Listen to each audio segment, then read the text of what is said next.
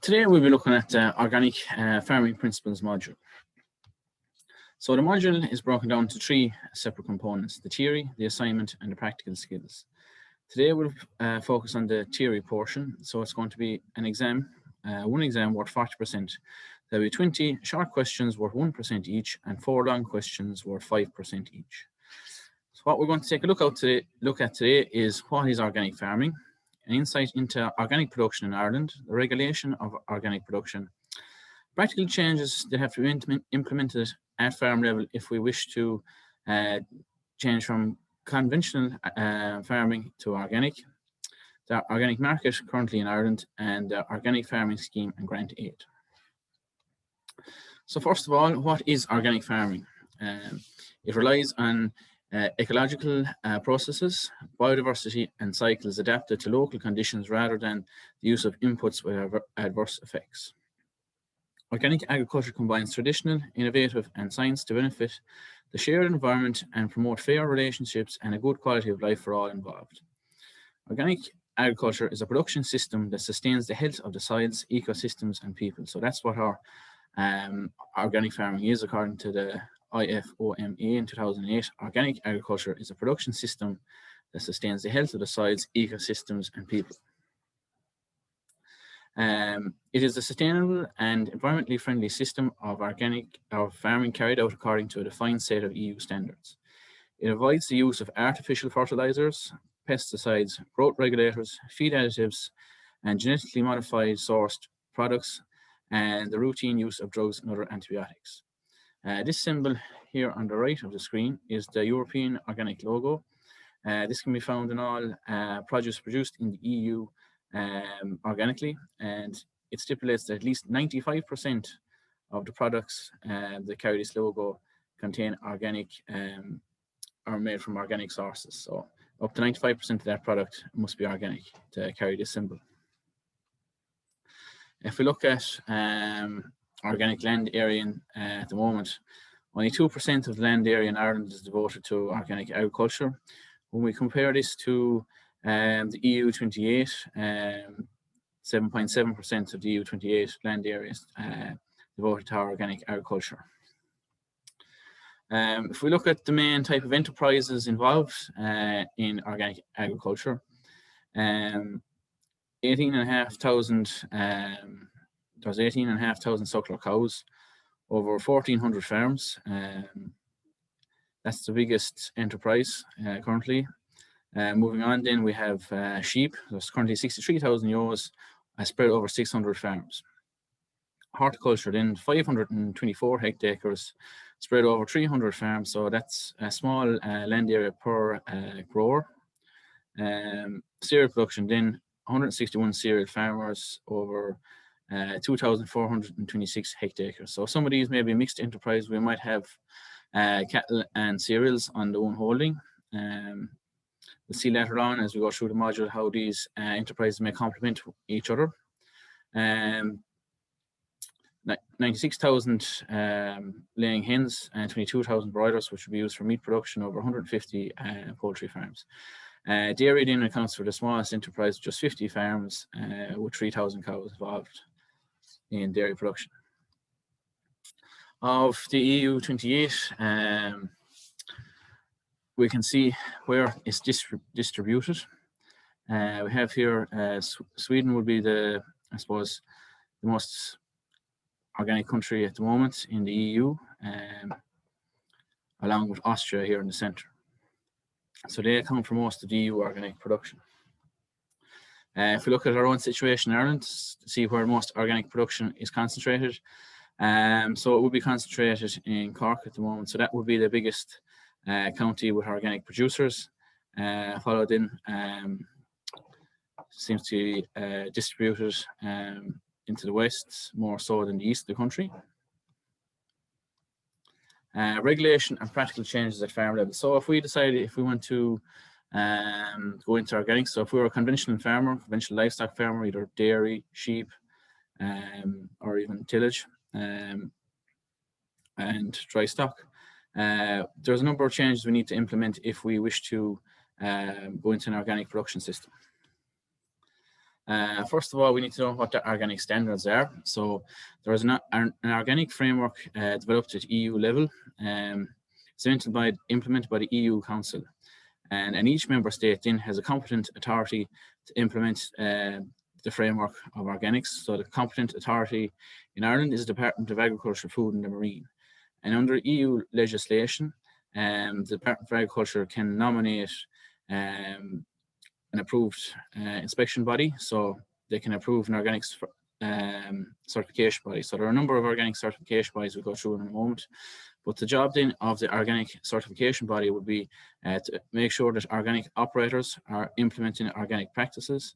They have they issue their organic licenses to those farmers, and they also inspect those farmers. So you can have an annual inspection that's at least once a year, on-the-spot inspection and inspection of their records. So it regulates the Department of Agriculture itself will regulate the organic sector through the organics associations, ensure that the regulations are adhered to. It's based in Johnstown Castle in Wexford, and the organics sector strategy group.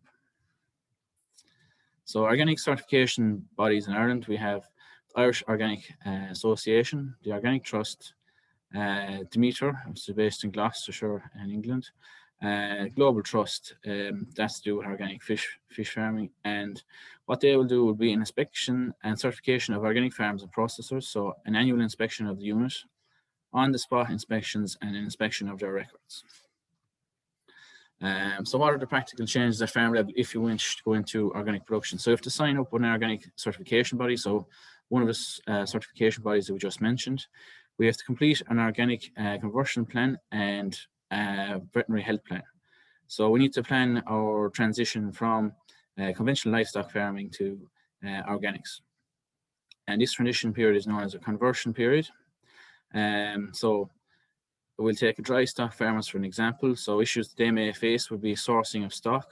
Where can I get my livestock? So some farmers may be running a system where they're buying in livestock and rearing them until slaughter or until their store at cattle. So we need to look at our production system if it is suitable for it.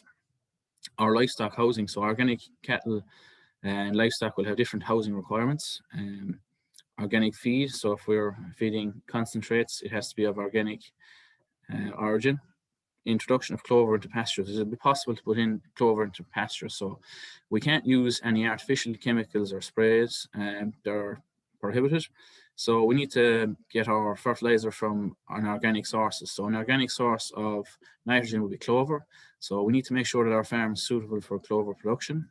And we need to look at any veterinary issues. So if we have any diseases that are present on the farm, will they be an issue going forward as an organic farmer? So the organic certification bodies, we just take a look at them. So the first one would be the Irish Organic Association, was established in 1982 and it's based in Athlone, Westmeath.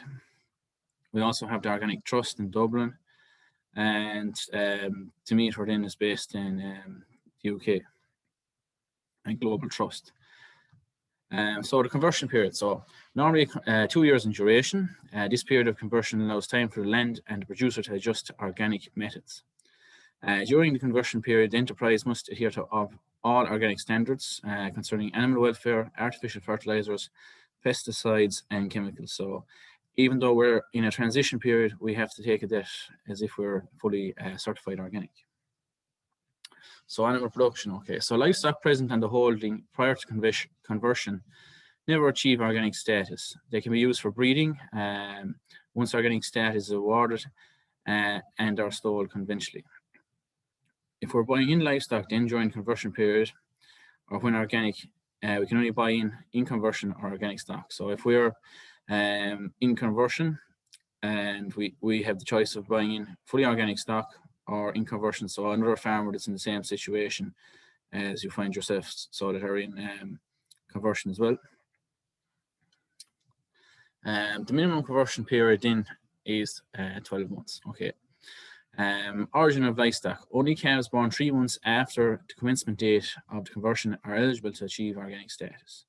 Therefore, all stock present on the holding on the date of commencement of conversion will never achieve organic status. So if we find ourselves in the situation that we are farming suckler cows and we have a calf that is born a month after we have gone into our conversion period, that calf may never be considered organic because he was there just after conversion period. But if our cow calves 4 months after the conversion period started, that calf will be organic. So those are important things to watch out for if you are considering going into organics. And what would be the calving date of your cows? You'll be missing out on that period. We need to develop a herd health plan. When a farm undergoes conversion to organic status, an animal health plan is required to be drawn up by the veterinary practitioner who specifies the current animal health issues on the farm and how the farm will tackle these problems in the future, while conforming to the requirements of organic certification standards. So if there's any known diseases on the farm, we may have to look at alternatives for addressing that specific problem. So what will we do in an organic situation, and is it possible to farm organically with known disease on your farm? Health plan ultimately needs to be addressed issues such as what diseases are currently issues on the farm, how can these be controlled or prevented, what modification can be made at farm level to reduce the risk of disease. So that might be changing your farming system where you previously were buying in stock, that you might go into suckler cows and produce your own stock. So that would be a way of reducing disease levels in the farm. So you're not buying in animals that could have a disease. So that's the biosecurity issue. Steps to developing animal health plan. So it's recommended that the animal herd health plan is drawn up by the vet. We'll identify the disease organisms or health problems, learn about the organism's life cycle. So maybe we might be able to break that life cycle and or health problem. Identify the current veterinary or other treatments used. Think about management and husbandry practices that could be used to break the organism's life cycle or improve the animal's health while reducing reliance on veterinary treatments. So if we have issues with liver fluke on our farm, so liver fluke would be prone to occurring where there's wet areas in the farm. So what we could do was maybe restrict animals from going into the wet areas in the farm, or we could drain them, and that would break the life cycle of the fluke. Steps in developing it would be identify management and husbandry practices or alternative therapies that could be used to minimize or reduce the problem. Identify in advance the alternative veterinary medicines that can be used should the management practice not be successful. So we need to be proactive. Identify the specific withdrawal periods for treatments and calculate the longer withdrawal periods required for organic management. So we can use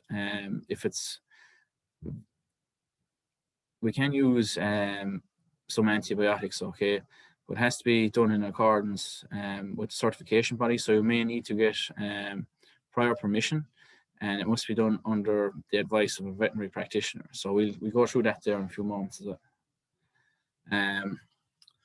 So if we have a breeding system on our farm, we may need to buy in male livestock. So breeding males for breeding may be bought in from non-organic holdings, provided they are farmed to organic standards after purchase. So if we're breeding cows or sheep, we may need to buy in a bull or a ram. So they can come from a conventional farm, provided that they are farmed to organic standards while they're on your holding. We can buy up to 10% of the breeding herd. So females up to 10% of the breeding herd for bovines and 20% for sheep, pigs, goats, and deer may be bought in from non-organic farms, subject to certain circumstances. So you will need prior permission from the certification body if you wish to buy in some breeding females. So you're allowed to buy about 10%, up to 10% for bovines and 20% for sheep, pigs, and goats from conventional farms. So there's many myths and facts about organic farming in relation to animal health. So our organic animals can receive no veterinary treatments. So that's a myth. Organic farmers do not require the services of a veterinary surgeon. So from time to time, you will need the services of veterinary surgeons. So if you're farming bovines, you will need to carry out an annual TB test, so you'll need to engage the services of a veterinary surgeon for that. Animal welfare is one of the most important objects to the organic farmer, so the professional recommendation of the veterinary surgeon is final. So if you have an animal that is sick, you'll have to get the vet to take a look at that animal, and if the vet deems that the animal needs I suppose to take any antibiotics or a course of treatment, it'll have to be done under animal welfare grounds. So there's going to be different withdrawal periods for the drugs that are prescribed for organic animals. So we go through that as well. So prevention of disease. So disease prevention in organic farms is based on high levels of biosecurity and holding. So that's the selection of appropriate breeds and strains of animals. So some breeds of animals may be less susceptible to diseases than others.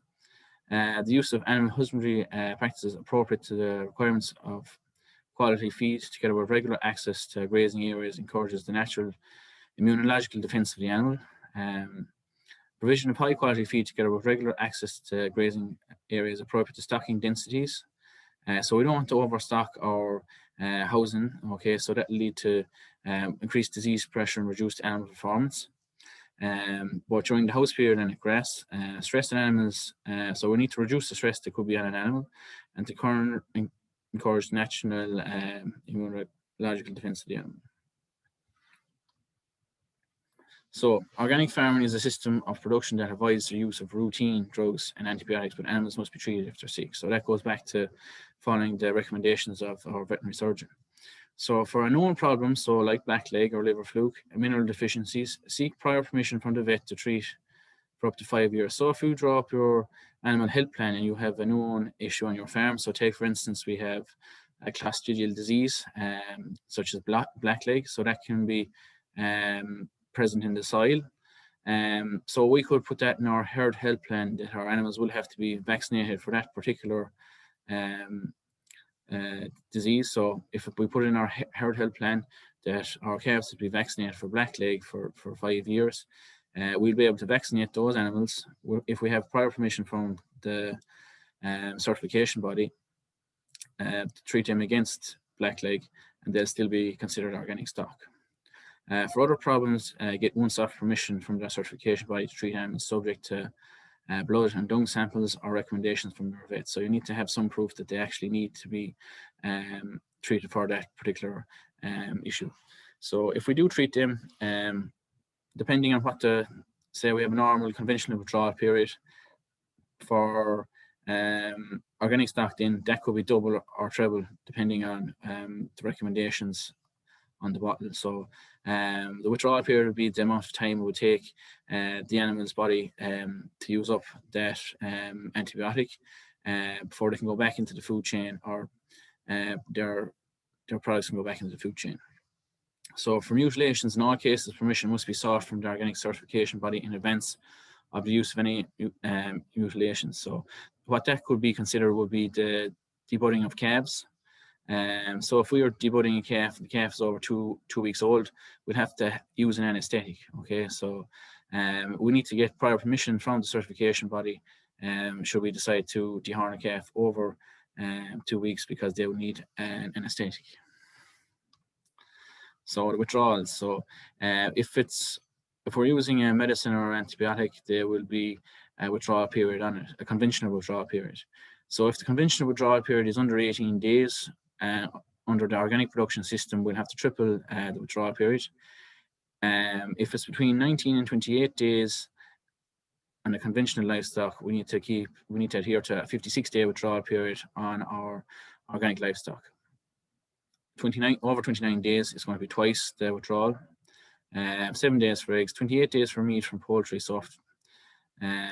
14 days for milk, or 3 times the legal withdrawal period for mastitis, so whichever is greater. In the case where there's no specified withdrawal period, so if we're using product there's no withdrawal on it, under organic production systems, we're going to have to use 48-day withdrawal time. 48-hour withdrawal time. So mineral supplementation. From time to time, we may need to supplement the minerals the diets of our animals. We'll say some of the feed that we're producing on our own farm or that we're buying in might be deficient in certain minerals. So the inclusion of forage legumes in the diet of cattle improves the nutrient value of the diet and improves individual performance. There's a need to be aware of nutrition deficiencies when solely homegrown feed is used, particularly in areas where their soil deficiencies are known to be prevalent. The need from supplementation is based on veterinary recommendation for an interpretation of blood or herbal samples. So we need to sample it to know what the issue is. We can't go in blindly. Treatment may be in the form of organic seaweed-based minerals or conventional licks, boluses, or injections. Livestock housing then. So bedding materials. What bedding materials can we use on our organic livestock? So we can use straw, sawdust. So sawdust can't be treated with any wood preservatives. Bedded mats, so the rubber mats, bedded cubicles, cubicles the same as we would have in a conventional shed. Non-organic straw is allowed. Floor surfaces must be smooth but not slippery. 50% of the area must be solid, not slatted. So if we have a slatted shed, it's just our standard slatted area with no lieback, and we'll say it's 4 pins long. At least 2 of them pins need to have a solid floor. So we can put in a solid floor over our slats, or we can extend it to the rear to have the same size slatted area as a lieback or a creep area. Bedded cubicles are permitted. Housing isn't mandatory. Stocking density, so we need more space. Outwintering allowed subject to cross compliance. So what space will we need? So animals up to 100 kilos need 1.5 meters squared per animal. That ranges then from 200, they need 2.5 meters squared. Animals up to 350 kilos need 4 meters squared. Cows up to 500 kilos, it's 5 meters squared. And anything over 500 kilos, we'll add an extra 1 meter squared per 100 kilos over the 500. Dairy cows up to or over will need a minimum of 6 meters squared. And breeding bulls, so they're going to be different, okay? They're going to need at least 10 meters squared per bull, and they're going to need an extra 30 meters squared outdoor exercise area. So if the animal, they must have access from their inside pen. So their inside pen for one bull must be 10 meters squared, and they must have access then to an outside exercise area of 30 meters squared. So for one bull, they'll need 40 meters squared between inside and outside. So if we move on to organic feed then, cattle and sheep, okay, all concentrates must be from 100% organic sources. Pigs and poultry, there's allowance up to 5% of conventional. At least 60% of the daily diet post-weaning must consist of roughage, fresh or dried fodder or silage. A reduction to 50% for animals in dairy production for a maximum period of 3 months in early lactation is allowed. Young mammals should be fed maternal milk, so that's milk from their mother, for a minimum of 3 months for bovines, 45 days for sheep, and goats, 40 days for pigs. So we might, if we are dairy farmers, we might find us conventional dairy farmers, we may be using powdered milk, okay, to feed to our calves. But under organic production, we can't start using powdered milk until the animals are at least 45 days of age. Oh, sorry, it should be 3 months for bovine. So if we're using powdered milk in our conventional calves, so we might be supplying the milk to the co-op and using powdered form of milk for our calves. But under organic production, they need to be 3 months of age before we can start using powdered milk. So they still have to receive milk from the cows. So organic production, it limits the use of chemical fertilizers, artificial pesticides, growth regulators, and chemical sprays. So we need to have another alternative means of controlling pests and promoting grass growth, and we're going to have to come up with an alternative. So how do organic farmers maintain soil nutrients? So recycling of slurry, farm manure, and compost is vital. So we're going to, we're going to get slurry and farmyard manure from a livestock enterprise. We might get compost from farmyard manure that has been broken down, or it may be got from, I suppose, maybe an organic horticulture. So we're going to need soil sample analysis and to find out what nutrients that we may be lacking in the soil, and if our pH needs to be improved upon. So we're allowed to import manures from other farms. We might be able to import farmyard manure and slurry from farmers that may be producing too much of it on their own farm. So we might be able to take farmyard manure from farms that are producing more than 170 kilos per hectare of nitrogen from their livestock enterprise. We may be able to take that from their farm to bring them under the level and to bring up our nutrients in our farm.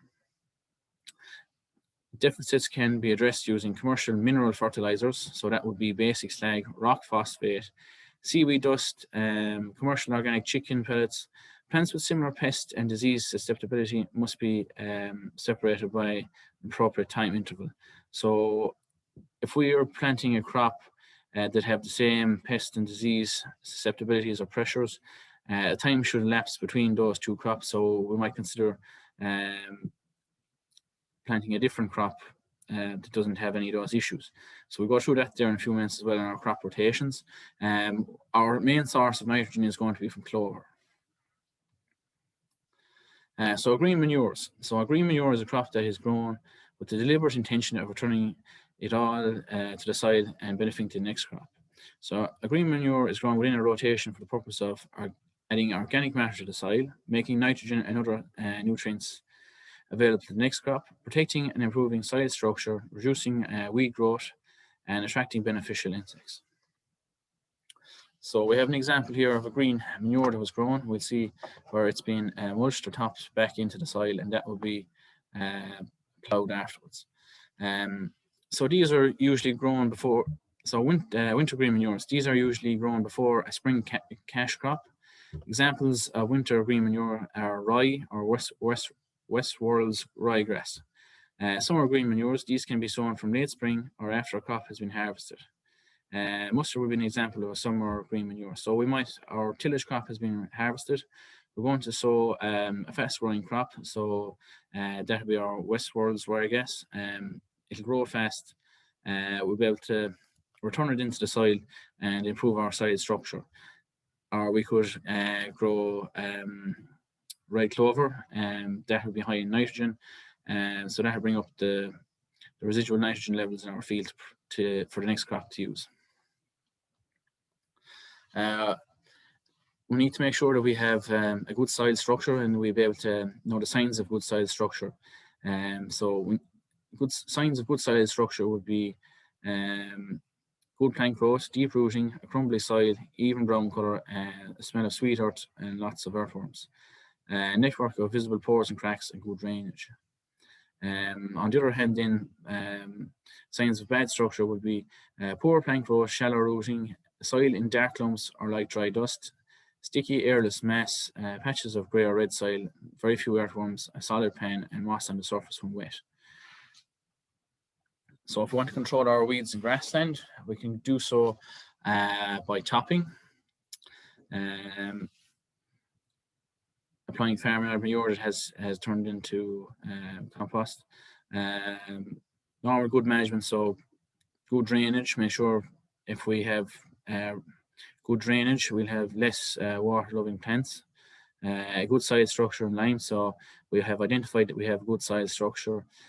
We can tell from our soil sample results that whether we need lime or not. So if we have soil that's acidic, it'll attract acidic looking weeds such as daisies and dandelions. If we're avoiding poaching, so we can see here from the picture it's been poached, so it gives rise for a perfect environment for weeds to start growing, because grass growth has been stunted from the poaching of the livestock. Another way of reducing weeds would be from integrated pest management disease. So integrated pest management, or IPM, uses a blend of control methods. So It's things that we could use would be rotating crops to help prevent a buildup of pests. Cultivation can help to reduce the risk of pests. For example, as fruit flies lay eggs in grassland, cultivation can reduce the food available to them. The timing of the cultivation and sowing can also help to prevent pest buildup. For example, early sowing of winter wheat and late sowing of spring wheat can reduce wheat bulb fly damage. We can also choose resistant varieties. So if we're growing a crop of barley, barley yellow dwarf virus may be an issue for some in some farms. So what we could do is we could pick a variety that would be resistant in barley yellow dwarf virus. So that would reduce the need to treat the crop. It is possible to encourage natural predators such as ground beetles, for example, by using field margins and beetle banks. So if we increase our field margins, so we move further out from the headland or the hedge, we're promoting an environment and a biodiversity area on the farm. So they're encouraging natural predators to come into those field margins, and those predators may remove issues that be on the farm. Clover then. So clover is the single most important source of nutrients on the farm. So that's going to provide the farm with nitrogen. It's the single most important factor driving organic grassland production. It fixes nitrogen from the earth through root nodules containing rhizobial bacteria that feeds into the soil and plants to boost forage growth. So we have two types of clover. We have white clover and we have red clover. So white clover can produce 100 kilos of nitrogen per hectare. White clover is more persistent than red clover, but red clover will fix 200 kilos of nitrogen per hectare. So we have our red and white clover here.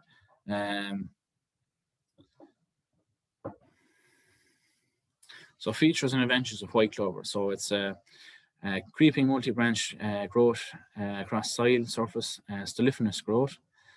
Principally best suited to grazing, but 1 quarter size per year is commonly harvested. We can fix up to 100 kilos nitrogen per hectare.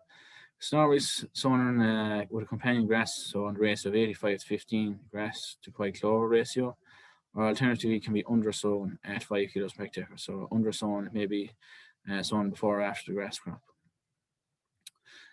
Red clover then, so it'd be an upright growth habit with stems which grow upwards from a crown at the base of the stem, a strong, deep taproot. Principally suited to silage cutting and fertility building. Only 2 to 4 cuts of silage per year are commonly harvested. We can fix up to 200 kilos nitrogen per year. Normally sown in a full reseed with a companion grass, so we could have a 50-50 red clover ratio. So after a number of years, it won't be as persistent, and the grass will take over.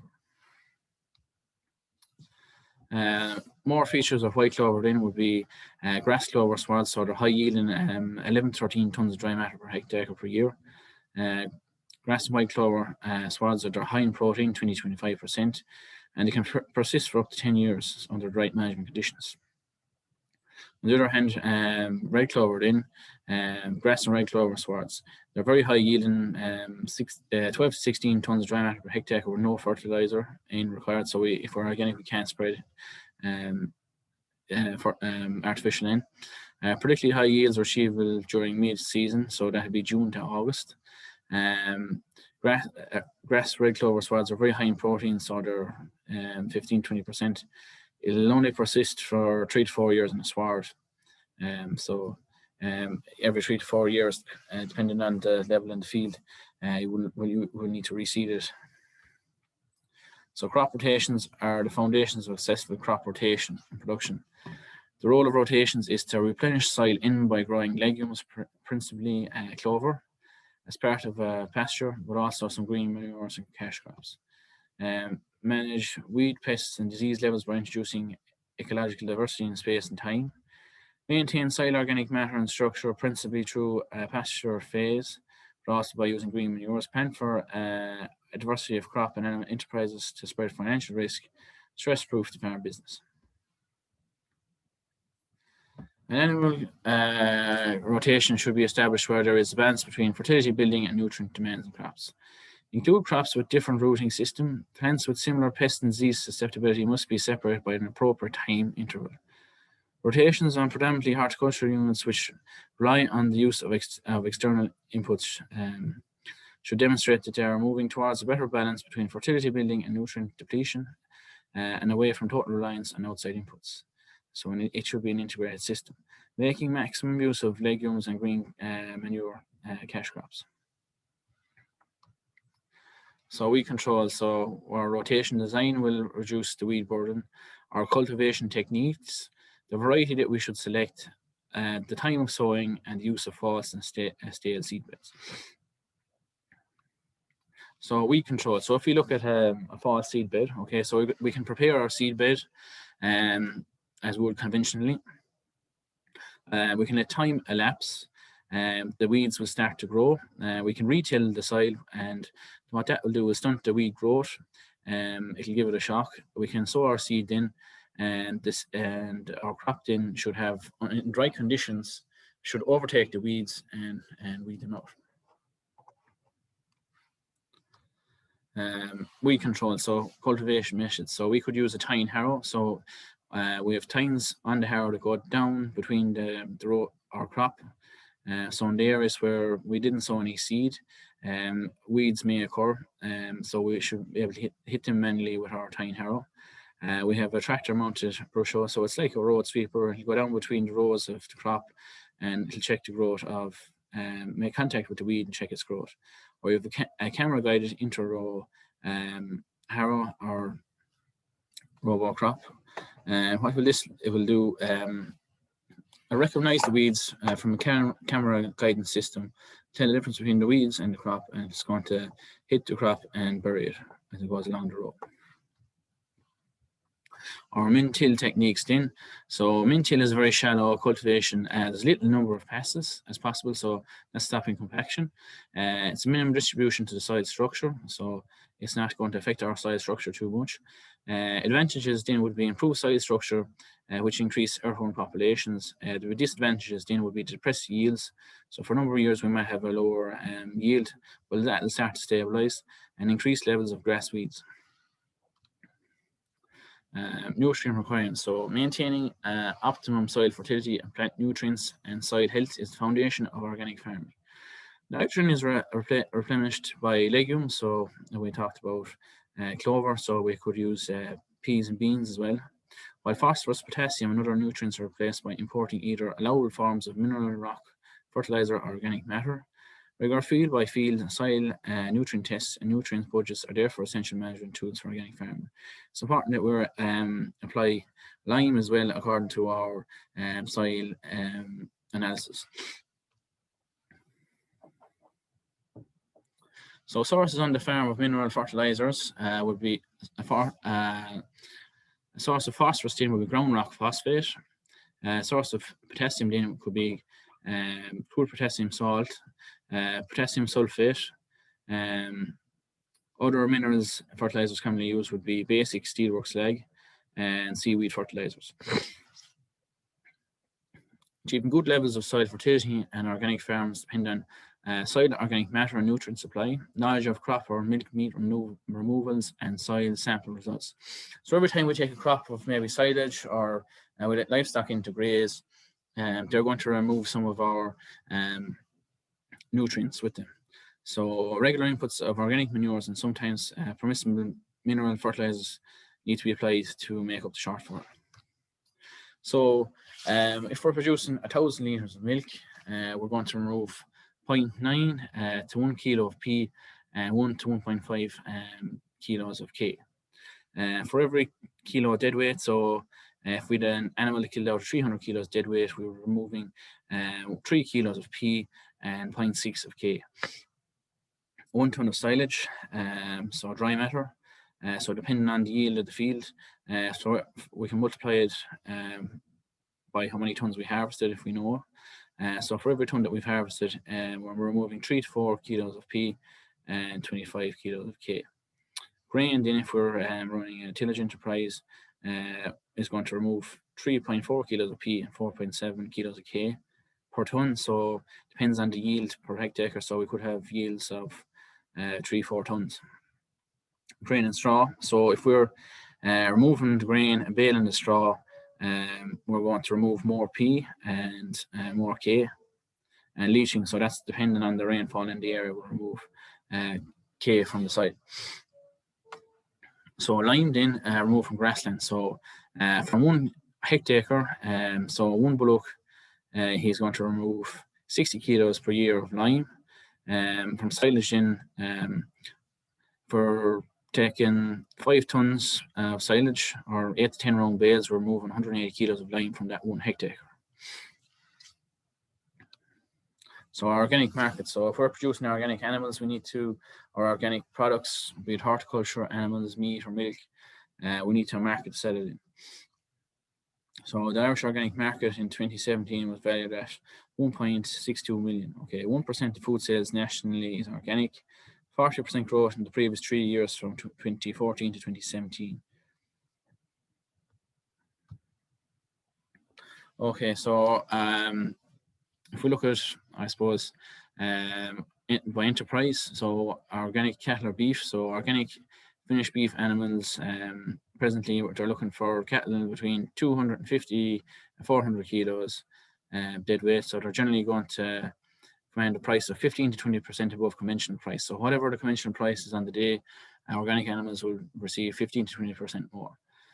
Organic mart trade varies depending on the weight and breed and quality. So not every mart will run an organic cattle sale. So we should go to our certification body. There'll be information there about upcoming sales of livestock. So where we're based in Limerick, Kilmarnock Mart would run an organic sale maybe once or twice a year. Generally there will be one in May, but that would be on the certification body's website as to when it will be taking place. Markets open periodically. Okay, so different types of markets, there might be an opening for them. So we have organic weaning for veal for veal, minimum weight of 260 kilos. So that would be live weight, under 8 months of old, and if the 3 times withdrawal period if they have to have any vaccination. Organic lamb varies and it's a limited market, so it's normally 15% or 45 cents per kilo more than conventional throughput in the year. Organic milk then, so price varies in the time of the year. So we have winter and cream and milk production. Generally the premium on milk will be 20% more than conventional. Cereals then, so organic oats, the main buyer of organic oats for organic production or for organic porridge would be Flavins. So they're often 380 euros per tonne, sometimes more depending on the quality. So quality parameters they would look at would be the bushel weight and moisture content. So the better the bushel weight is, the heavier it is, and the lower the moisture, the higher the quality, the more that you get paid on a per tonne basis. Malt and barley and wheat. So malt and barley would be grown on contract, used for whiskey. So the main buyers of malt and barley would be Boer Malt and Athy. They could be, depending on the contract, it could be up to 480 euros per tonne, but there would be strict quality parameters that would need to be met to attract the price, such as that. Animal feed prices then, organic oats and barley and wheat, so they can be dried and rolled. They can vary in price between 380 to 390 euros for collecting it from the yard in to be lower price.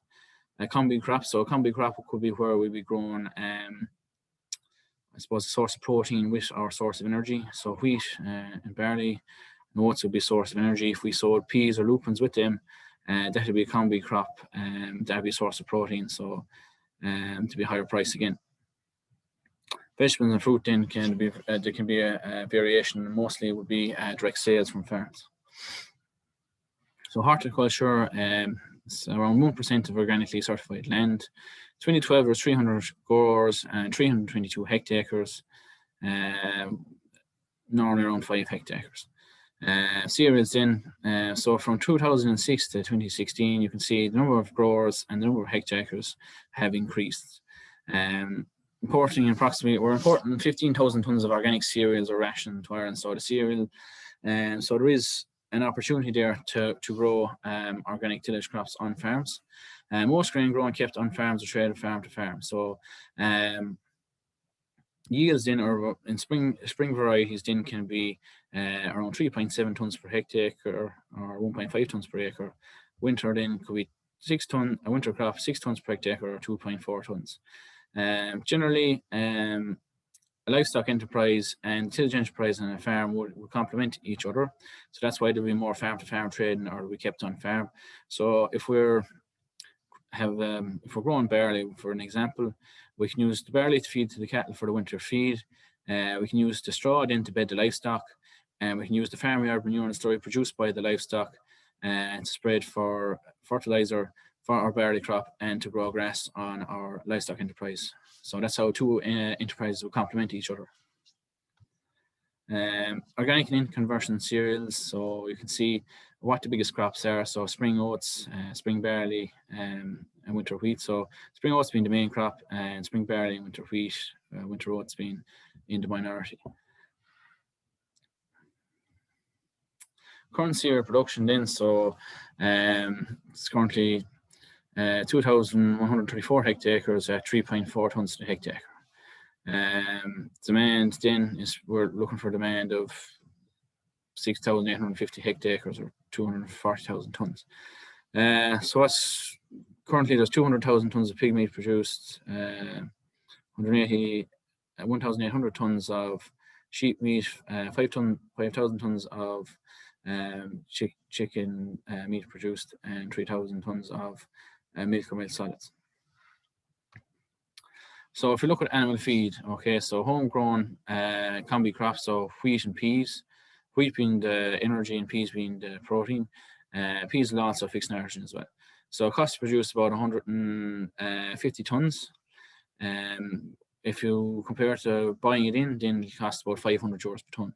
So it'll be worth considering having a tillage enterprise to complement your livestock. Costs will include organic seed, sowing, farmyard manure, so farmyard manure produced by livestock, application, weeding it, harvesting, and contractors' costs, along with organic minerals, and you may have to treat it for storage to stop it from heating. So animal meat, in the main suppliers, organic hay and straits, so they can be traded from farm to farm, and so you may find it in the certification body websites, farm press and the website. Concentrates, then the main suppliers will be Connolly's Red Mills, Kieran Milling, and some local co-ops.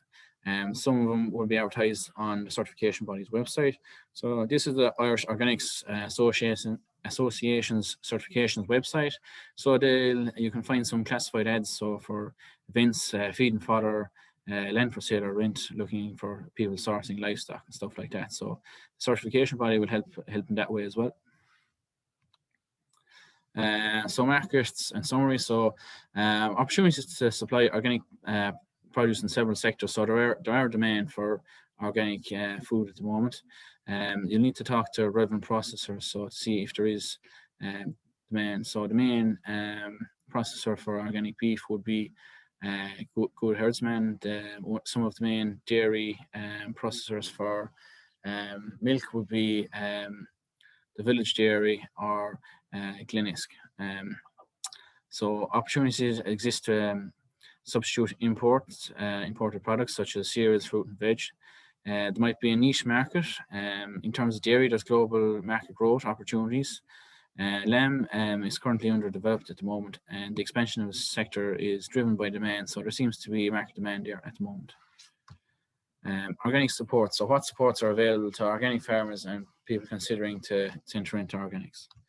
So there's an organic farming scheme. There are a TEM scheme, so it's known as the Organic Capital Investment Scheme, and there's also an off-farm grant aid scheme. So an off-farm grant aid scheme may be for someone to be considering processing their own products from the farm.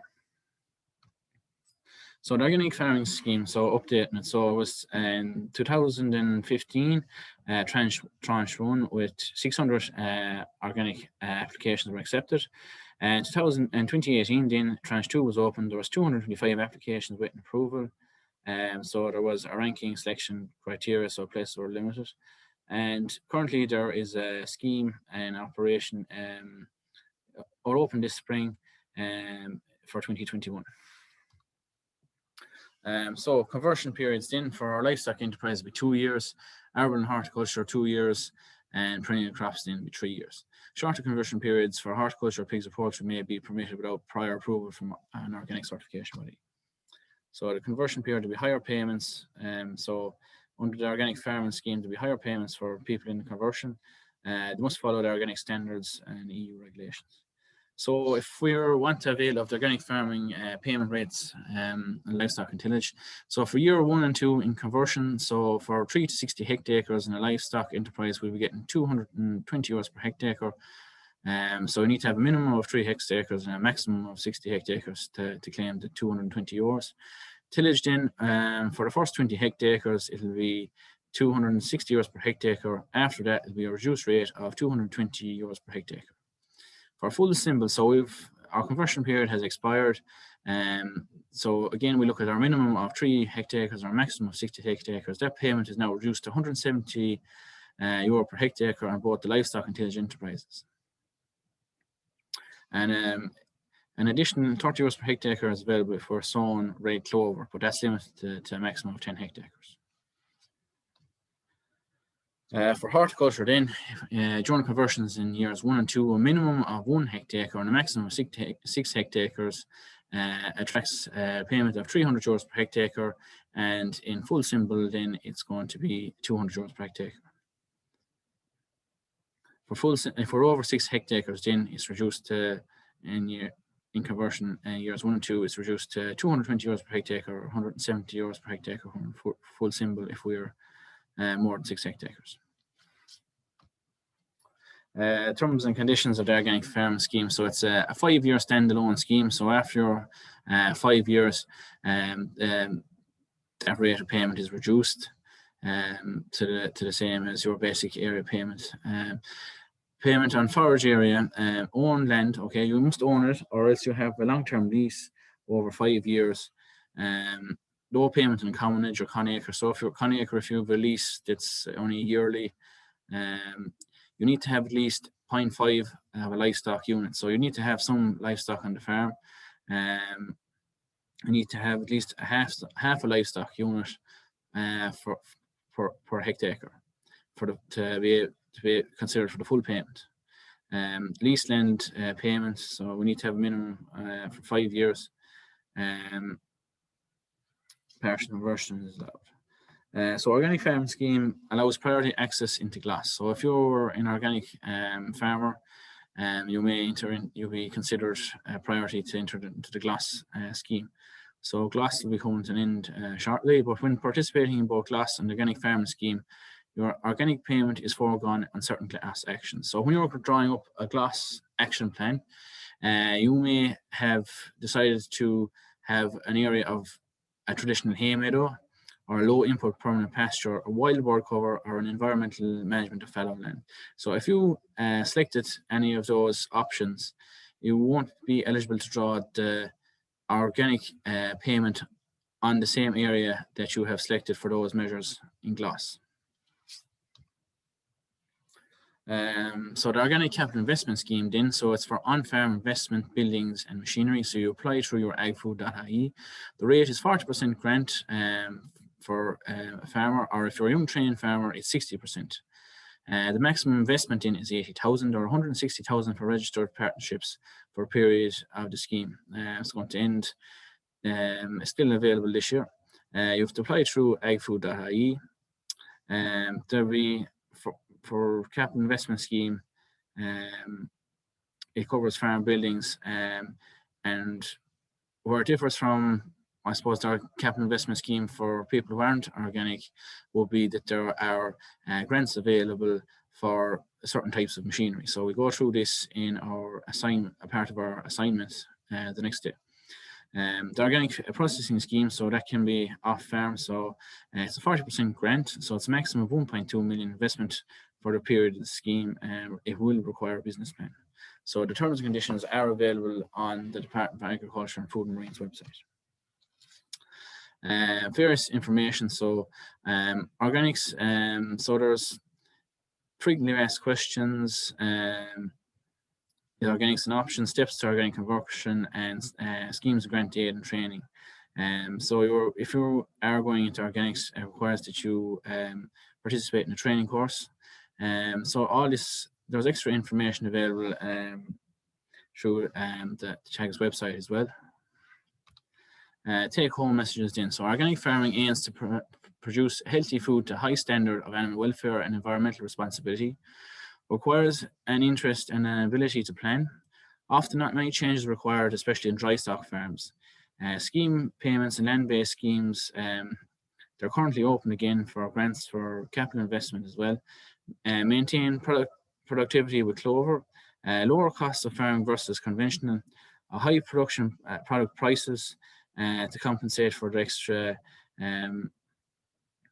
time it takes to grow and extra management. And there's a growing national and world market supposed to market our product.